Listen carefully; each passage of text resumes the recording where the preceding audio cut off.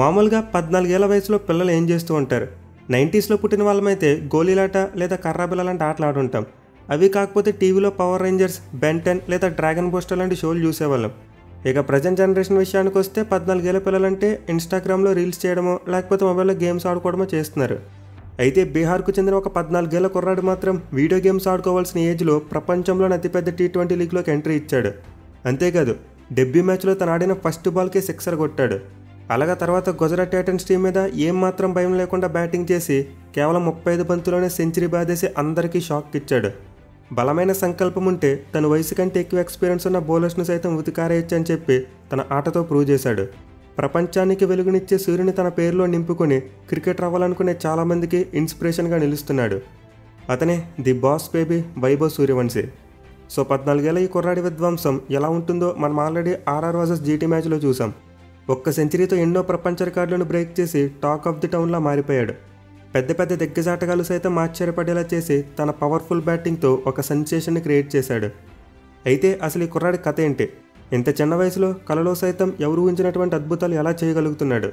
నిజంగానే అతని వయసు 14 ఏళ్ళేనా, లేకపోతే ఏదైనా ఏజ్ ఫ్రాడింగ్ చేసి అందరినీ మోసం చేస్తున్నాడా? అసలు ఇంతటి చిన్న ఏజ్లో ఐపీఎల్కి ఎలా సెలెక్ట్ అయ్యాడు? అలాగే రాజస్థాన్ టీం అతనికి ఎందుకు అవకాశం ఇచ్చింది? సో ఇలాంటి ఇంట్రెస్టింగ్ విషయాలన్నీ నేను ఈ వీడియోలో చెప్పబోతున్నా. మెయిన్లీ కుర్రాడి ఏజ్ గురించి కొంతమంది అనవసరంగా లేనిపోని నిందలు వేస్తున్నారు. సో వాటికి ఆన్సర్ అయితే నేను ఈ వీడియోలో చెప్పబోతున్నా. అది కూడా అతని ఫుల్ లైఫ్ స్టోరీ చెప్పిన తర్వాత చివరిలో ఏజ్ గురించి మాట్లాడతాను. సో మీరైతే ఈ వీడియోని ఖచ్చితంగా చివరి వరకు చూసే ప్రయత్నం చేయండి.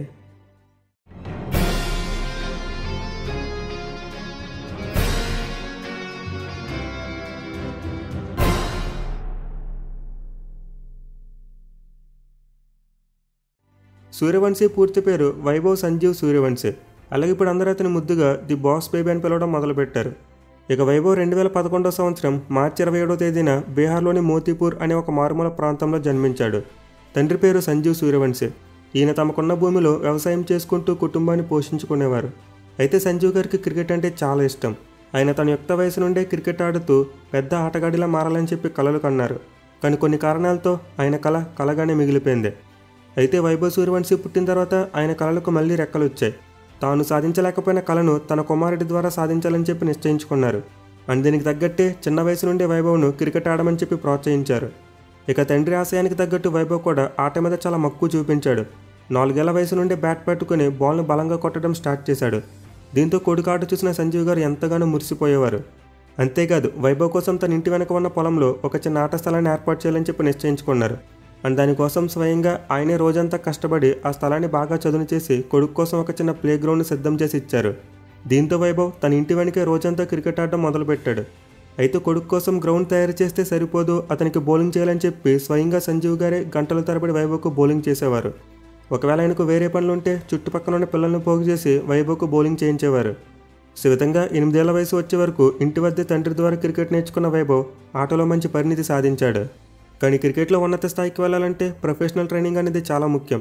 దీంతో వైభవ్ తండ్రి క్రికెట్ కోచింగ్ కోసం తమ ఊరికి దగ్గరలో ఉన్న సమస్తీపూర్ అనే పట్టణంలో ఒక క్రికెట్ అకాడమీలో తన కొడుకుని జాయిన్ చేశారు. అయితే ఆయన దీనికోసం ఒక పెద్ద నిర్ణయాన్ని తీసుకోవాల్సి వచ్చింది. వైభవ్ సూర్యవంశీ యొక్క క్రికెట్ కోచింగ్ అవసరమయ్యే డబ్బుల కోసం తమ పొలాన్ని అమ్మాలని చెప్పి డిసైడ్ అయ్యారు. ఆ పొలంపైనే తన కుటుంబం మొత్తం ఆధారపడి జీవిస్తుందని తెలిసినా సరే కొడుకు ఎదుగుదల కోసం ఇలాంటి రిస్క్ నిర్ణయాన్ని తీసుకున్నారు. ఈ విధంగా సంజీవ్ గారు తన కొడుకుని క్రికెటర్ చేయడం కోసం మోతీపూర్లోని తమ పొలాన్ని అమ్మేసుకుని సమస్తీపూర్కి వచ్చేశారు. ఇక తర్వాత పట్టణంలో బ్రిజేష్ అనే కోచ్ ఆధ్వర్యంలో శిక్షణ తీసుకున్న వైభవ్ ప్రాణం పెట్టి మరీ బ్యాటింగ్లో మెలకువలు నేర్చుకున్నాడు. అయితే కొంతకాలం ముగిసేసరికి వైభవ్ ట్రైనింగ్కి అవసరమయ్యే వసతులు అక్కడ కరువయ్యాయి. అంటే ఉన్నత స్థాయి క్రికెట్ నేర్చుకునేందుకు అక్కడ సరిపడే మౌలిక సదుపాయాలు లేవు. దీంతో వైభవ్ తండ్రి మెరుగైన ట్రైనింగ్ కోసం కొడుకును పాట్నా నగరానికి పంపాలని నిశ్చయించుకున్నారు. ఈ విధంగా వైభవ్ సూర్యవంశీ పాట్నాలోని మనీష్ ఓజా అనే కోచ్ ఆధ్వర్యంలో ట్రైనింగ్ మొదలుపెట్టాడు. అండ్ చాలా తక్కువ టైంలోనే ఆయన ఇంప్రెస్ చేశాడు. మరీ ముఖ్యంగా అతని కోచ్ వైభవ్తో పాటు అతని తండ్రిని చాలా మెచ్చుకునేవారు. ఇన్ఫ్యాక్ట్ మనీష్ ఓజా గారు ఒక ఇంటర్వ్యూలో మాట్లాడుతూ ఇలా అన్నారు: వైభవ్ 9 ఏళ్ల వయసులో నా దగ్గరకు వచ్చాడు. అతని స్వస్థలమైన సమస్తీపూర్ నుండి పాట్నాకు దాదాపు 100 కిలోమీటర్ల దూరం ఉంటుంది. అయినా వైభవ్ రోజు విడిచి రోజు నా కోచింగ్ సెంటర్కి వచ్చేవాడు. అంతేకాదు ఉదయం 7:30 గంటలకు శిక్షణ ప్రారంభించి సాయంత్రం అయ్యే వరకు ప్రాక్టీస్ చేసి తిరిగి ఇంటికి వెళ్ళేవాడు. సో విధంగా అతను దాదాపు 4 ఏళ్లకు పైగా ఈ షెడ్యూల్ని అనుసరించాడని చెప్పి మనీష్ ఓజా గారు చెప్పుకొచ్చారు. ఇక ఈ టైంలోనే అండర్-16 విభాగంలో జరిగే విజయ్ మర్చెంట్ ట్రోఫీ కోసం వైభవ్ ట్రయల్స్కి వెళ్ళాడు.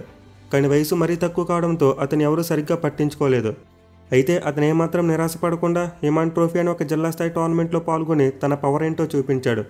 అది కూడా ఎంతలా అంటే ఆ టోర్నీలో కేవలం 8 మ్యాచ్లు ఆడి 800 కంటే ఎక్కువ పరుగులు సాధించాడు. దీంతో అతనికి 12 ఏళ్ల వయసులో విను మన్కర్ ట్రోఫీలు ఆడేందుకు అవకాశం వచ్చింది. ఇక అవకాశాన్ని 2 చేతులతో వడిసిపెట్టుకున్న వైభవ్ ఆ టోర్నీలో 5 మ్యాచ్ల్లోనే 78 యావరేజ్ను మెయింటైన్ చేస్తూ ఏకంగా 393 పరుగులు సాధించాడు. అలాగే తర్వాత అండర్-19 విభాగంలో జరిగే ఛాలెంజర్స్ ట్రోఫీలో కూడా అదరగొట్టాడు. సో వైభవ్ అయితే చాలా చిన్న వయసు నుండే తన టాలెంట్ను చూపించడం మొదలుపెట్టాడు.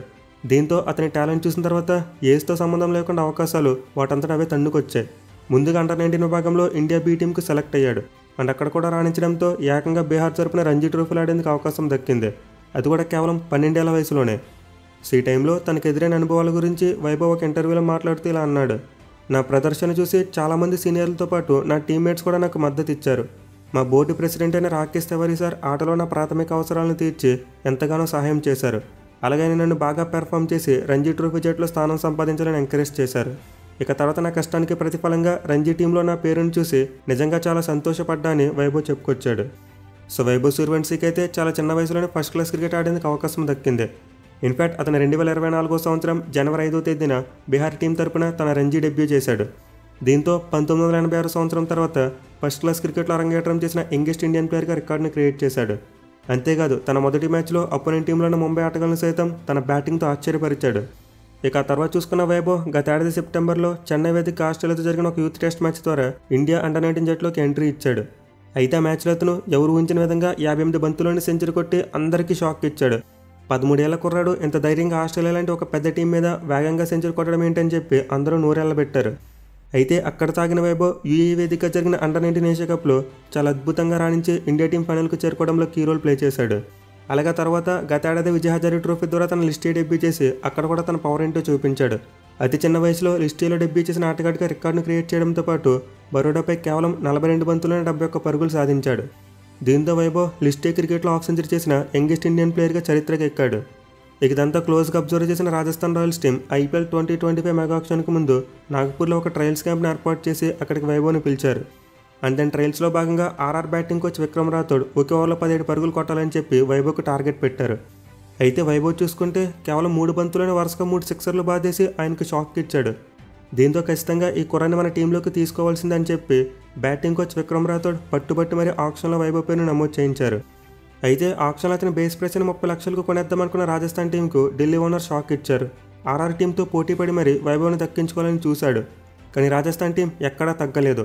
వాళ్ళ కోచ్ రాహుల్ ద్రావిడ్ పట్టుబట్టడంతో ₹1,10,00,000 భారీ మొత్తాన్ని వెచ్చించి వైభవ్ని తమ టీంలోకి తీసుకున్నారు. దీంతో అతను ఐపీఎల్ ఆక్షన్ చరిత్రలో అమ్ముడైపోయిన యంగెస్ట్ ప్లేయర్గా రికార్డును క్రియేట్ చేశాడు. సో విధంగా వైభవ్ సూర్యవంశీ అయితే ఐపీఎల్ టైం అప్పుడే చాలా హాట్ టాపిక్గా నిలిచాడు. మేలు రాజస్థాన్ టీం అతను ఎందుకు తీసుకుందని చెప్పి చాలామంది సందేహపడ్డారు. బట్ వాళ్ళైతే వైభవ్ టాలెంట్ చూసి క్లియర్ ప్లానింగ్తోనే అతను ఆక్షన్లోకి తీసుకొచ్చారు, అలాగే కొనుగోలు చేశారు. అయితే ఆడితే లీగ్ స్టార్ట్ అయిన తర్వాత రాజస్థాన్ టీం అతను తొందరగా ప్లేయింగ్ లోన్లోకి తీసుకురాలేదు. ఎప్పుడో 8వ మ్యాచ్లో అతనికి అవకాశం ఇచ్చారు. అయినా కానీ వైభవ్ సూర్యవంశీ తన డెబ్యూ మ్యాచ్లోనే ఫస్ట్ బాల్కి సిక్సర్ కొట్టాడు. దీంతో ఒక్కసారిగా క్రికెట్ ప్రపంచం ఉలిక్కిపడింది. ఇన్ఫ్యాక్ట్ గూగుల్ సీఎం అని సుందర్ పిచ్చై గారు కూడా వైభవ్ సూర్యవంశీ గురించి ట్వీట్ వేశారంటే మనం ఆలోచించవచ్చు అతని రేంజ్ ఎక్కడికి వెళ్ళిపోయింది అనేది. మరి ముఖ్యంగా అతని డెబ్యూ మ్యాచ్లో చూసాం అవుటే వెళ్ళిపోతున్నప్పుడు కంటతడి పెట్టి ఆట మీద తనకెంత ప్రేమ ఉందో చూపించాడు. అయితే రీసెంట్గా తన 3వ మ్యాచ్లో చూసుకుంటే మాత్రం వైభవ్ సూర్యవంశీ విశ్వరూపం చూపించాడు. ఫామ్లో ఉన్న గుజరాత్ టీం మీద కేవలం 35 బంతుల్లోని సెంచరీ కొట్టి ఎన్నో రికార్డులను క్రియేట్ చేశాడు. అంటే నేనైతే ఈ రికార్డుల గురించి ఆల్రెడీ వీడియోలో చెప్పాను. సో మీరు వాటి గురించి తెలుసుకోవాలనుకుంటే ఒకసారి ఈ వీడియోని చెక్ చేయండి. ఇప్పుడు ఈ వీడియోలో the most important topic Vaibhav Suryavanshi age controversy. So కొంతమంది అయితే వైభవ్ తన చిన్న వయసులో సాధించిన సక్సెస్ చూసి అది జీర్ణించుకోలేక అతని వయసు గురించి తప్పుడు ప్రచారాలు చేస్తున్నారు. అతని వయసు 14 కాదు 20 ఉంటుందని కొంతమంది అంటున్నారు. లేదు 25 ఉండొచ్చు అని చెప్పి ఇంకొంతమంది ఆ కుర్రాడి మీద నిందలు వేస్తున్నారు. ఈవెన్ మన కామెంట్ సెక్షన్లో కూడా కొంతమంది అతని ఏజ్ ఫ్రాడింగ్ పేరుతో ట్రోల్ చేస్తున్నారు. అయితే అసలు ఇందులో ఎలాంటి నిజం లేదు. వైభవ్ సూర్యవంశీ ఏజ్ 14 సంవత్సరాలని అతని తండ్రి సంజీవ్ గారు చాలా గట్టిగా ఫైర్ అయ్యారు. ఇన్ఫ్యాక్ట్ ఒక ఇంటర్వ్యూలో మాట్లాడుతూ ఇలా అన్నారు, నేను ఒక రైతుని, నా కొడుకు కోసం భూమిని అమ్ముకున్నాను. నేను అతని వయసు దాచాల్సిన అవసరం లేదు. మా వాడి అదృష్టం చూసి మీరు నమ్మలేకపోవచ్చు, కానీ నా కొడుకుది అదృష్టం కాదు, టాలెంట్. చదువు మానేసి తనకి ఇష్టమైన క్రికెట్ ఆడాడు. చిన్నప్పటి నుండి బలంగా ఉండడం వాడికి అలవాటు. నన్ను చూడండి, నేను ముంబైలో పబ్లిక్ టాయిలెట్లు కడిగాను. ఇప్పుడు బౌన్సర్గా పనిచేస్తున్నాను. వయసు దాచాల్సిన అవసరం మాకు లేదు. కావాలంటే బోన్ టెస్ట్ చేయండి, సరైన వయసు వస్తుంది కదా, అదే చేయించుకోండి. మా వాడు పుట్టిన బర్త్ డీటెయిల్స్ కూడా ఉన్నాయి. ఆసుపత్రికి వెళ్తే దొరుకుతుందని చెప్పి వైభవ్ తండ్రి చాలా గట్టిగా తన కొడుకు ఏజ్పై వస్తున్న విమర్శలను తిప్పికొట్టారు. అలాగే దీంతోపాటు ఆయన ఇంకో మాట కూడా అన్నారు, నా కొడుకు ఇప్పుడే ₹1,00,00,000 సంపాదించేశాడు, కానీ ఆ డబ్బు పగరు నా కొడుకు తలకెక్కకుండా చూసుకుంటాను. అతని కాలు నేల మీద ఉండేలా జాగ్రత్త పడతాను. బాగా ఆడితేనే జీవితం బాగుంటుంది. ఇంకా నా కొడుకు చాలా దూరం ప్రయాణం చెయ్యాలి, కాబట్టి జాగ్రత్తగా ఉండేలా చూసుకుంటానని చెప్పి ఎమోషనల్ అయ్యారు. అయితే వైభవ్ ఏజ్ విషయంలో అతను గతంలో ఇచ్చిన ఒక ఇంటర్వ్యూ బాగా వైరల్ అవుతుంది. 2023 ఏప్రిల్లో BNN న్యూస్ అనే ఛానల్కి ఇచ్చిన ఒక ఇంటర్వ్యూలో వైభవ్ మాట్లాడితే ఇలా అన్నాడు. आपकी वास्तविकता उम्र कितनी है? अभी मेरा सितंबर में 14 साल पूरेगा, 27 सितंबर को. నా ఏజ్ ప్రస్తుతం 13 అని, ఈ ఏడాది సెప్టెంబర్ 27 వచ్చేసరికి 14 పూర్తవుతాయని చెప్పాడు. అంటే దీని ప్రకారం చూసుకుంటే వైభవ్ డేట్ ఆఫ్ బర్త్ 27/9/2009. అలాగే అతని ప్రస్తుత వయసు 15 సంవత్సరాల 215 రోజులు ఉండొచ్చు. కానీ రికార్డులోని లెక్కల ప్రకారం చూసుకుంటే అతని వయసు 14 సంవత్సరాల 32 రోజులని ఉంది. సో వైభవ్ చెప్పిన దాన్ని బట్టి చూసుకుంటే అతని వయసు 1 సంవత్సరాల పాటు తక్కువగా రికార్డ్ చేయించి ఉండొచ్చు. అంటే ఇప్పుడు దీన్ని పట్టుకునే కొంతమంది అతని ఏజ్పై అనుమానం వ్యక్తం చేస్తున్నారు. అయితే నిజానికి అతని వయసు మరీ 18 నుండి 25 మధ్యలో ఉంటుంది అనుకోవడం మాత్రం ఖచ్చితంగా ఒక అపోహే. కేవలం తన శరీరం బట్టి అతని ఏజ్ని కొంతమంది నిర్ణయిస్తున్నారు. బట్ అతని బాడీ తన తండ్రిలాగే కొంచెం లావుగా ఉంటుంది. కానీ అతని ఫేస్ చూస్తే మనకు స్పష్టంగా 15 ఏళ్ల కుర్రాడిలా కనబడుతున్నాడు. అలాగే అతని గొంతు చూసుకున్నా సరే ఇంకా టీనేజ్ టోన్లోనే ఉంది. సో దీంతో అతను అనవసరంగా ట్రోల్ చేయడం సరికాదు. పైగా మన BCCI ఏజ్ ఫ్రాడ్ విషయంలో చాలా కఠినంగా ఉంటారు. పాకిస్తాన్, ఆఫ్ఘనిస్తాన్లో ఏజ్ ఫ్రాడ్ చేసే ప్లేయర్స్ని ఎంకరేజ్ చేయరు. బోన్ టెస్ట్ చేసి మరీ సరైన వయసు నిర్ధారించుకున్న తర్వాతే తమ అండర్లో జరిగే టోర్నమెంట్స్లో ఆడనిస్తారు. ఇప్పుడు అలా కాదు, వైభవ్ చెప్పినట్టు అతని ఏజ్ 15 ఏళ్ళు అనుకున్నా సరే ఆ ఏజ్లో అంతటి టాలెంట్ అంటే మామూలు విషయం కాదు. సో వీలైతే ఆ కుర్రాడిని ఎంకరేజ్ చేయండి, లేకపోతే సైలెంట్గా ఉండండి. అంతేగాని ఎన్నో కష్టాలు పడి పైకి వచ్చిన ఒక కుర్రాడిపై సోషల్ మీడియా ఉంది కదా, ఇంట్లో కూర్చొని అనేస్తే అయిపోతుంది కదా మాట అని చెప్పి ఇష్టం వచ్చినట్టు నిందలు వేయకండి. ఇన్ఫ్యాక్ట్ నేను అసలు వైభవ్ ఏజ్ గురించి మాత్రమే క్లారిటీ ఇవ్వడం కోసం ఒక వీడియో చేద్దాం అనుకున్నా. కానీ మీరు వైభవ్ మరి అతని తండ్రి పడ్డ కష్టాలని చూసి విని అయినా సరే అతని మీద వేస్తున్న నిందలు ఆపేస్తారని చెప్పి మొత్తం స్టోరీ చెప్పాను. సో ఇది చూసైనా అతని ఏజ్పై విమర్శలు చేస్తున్న కొంతమంది మారుతారని ఆశిస్తున్నా. లేకపోతే ఇంకా మీ ఇష్టం, నేనేం చేయలేను. ఇక వైభవ్ సూర్యవంశీ ఫ్యూచర్ విషయానికి వస్తే ఇంకా నేర్చుకోవాల్సింది చాలా ఉంది. ముఖ్యంగా అంతర్జాతీయ బౌలర్స్కు తన వీక్నెస్ తెలియకుండా ఉండాలంటే మరింత కష్టపడాలని చెప్పి రాహుల్ ద్రావిడ్ దగ్గరుండి వైభవ్కు ట్రైనింగ్ ఇస్తున్నారంట. దీంతో అతను రానున్న రోజుల్లో తన బ్యాటింగ్ టెక్నిక్ను మరింతగా బలపరుచుకునే అవకాశం ఉంది. మరీ ముఖ్యంగా ICC నిబంధనల ప్రకారం 15 ఏళ్ల వయసులోపు ఉన్న వాళ్ళు సీనియర్ అంతర్జాతీయ క్రికెట్ ఆడేందుకు అనుమతి లేదు. దీంతో వైభవ్ మరింతగా కష్టపడి తన గేమ్ని ఇంప్రూవ్ చేసుకుంటే చాలా స్ట్రాంగ్గా మన టీమిండియాలోకి ఎంట్రీ ఇవ్వచ్చు. So all the best Vaibhav Suryavanshi, నీ ఫ్యూచర్ బాగుండాలని కోరుకుంటున్నాం. ఇక ఈ వీడియో కనుక నచ్చినట్లయితే ఖచ్చితంగా లైక్ చేసి మీ ఫ్రెండ్స్ అందరికీ షేర్ చేయండి. అలాగే మరిన్ని ఇలాంటి ఇంట్రెస్టింగ్ వీడియోస్ కోసం మన ఛానల్కి వెంటనే సబ్స్క్రైబ్ చేసుకోండి. Thank you for watching. Have a nice day.